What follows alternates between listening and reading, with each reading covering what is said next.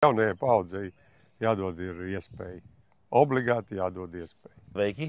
Esam atbraukuši ciemos pie Eiroparlamenta deputāta, ilgadējā Ropožu novada iedzīvotāja Viļa Krištapāna. Es esmu Garkalnes pagasta iedzīvotājs, kurš uzbūvēja māju pirms 35 gadiem, dzīvoja Garkalnes pagastā, pēc tam Garkalnes novadā, tagad Ropožu novadā.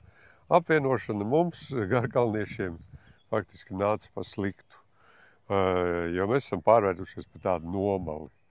Garkalnes iedzīvotāji neīpaši gribēja piedalīties pagājušās vēlēšanās, tā viņi arī saņēma atpalicību, ļoti lielu atpalicību. Ja es paskatos kopumā uz tiem skaitļiem, cipariem, tad, protams, kad vajadzētu mazāk tērēt pārvaldībā, vairāk tērēt konkrēti ielām, celiņiem, trotuāriem, visām tām lietām, kas ir tūkstoši vajadzību, kas nemaksā pārāk daudz. Tāpēc es aicinu garkalniešus nākt un piedalīties vēlēšanās.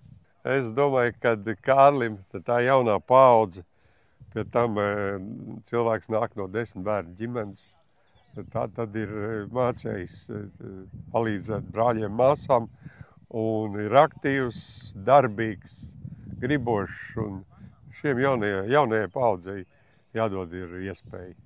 Obligāti jādod iespēja. Faktiski, kas ir novads? Novads tas ir ciemats, liels, tā kā ciemats, kurus tu apsaimnieko un būvē. Kad cilvēks būvē un apsaimnieko ciemats, viņš mācēs to arī apsaimniekot lielo ciematu, Ropožu ciematu. Vai būs Kārlis pie teikšanas, tad būs sākot ar atkritumu savākšanu, sākot ar ziemas dienestu, ar ielu ceļu uzturēšanu. Viss būs daudz augstākā līmenī. Es esmu pilnīgi pārliecināts par to. Nu ko, paldies, strādāsim!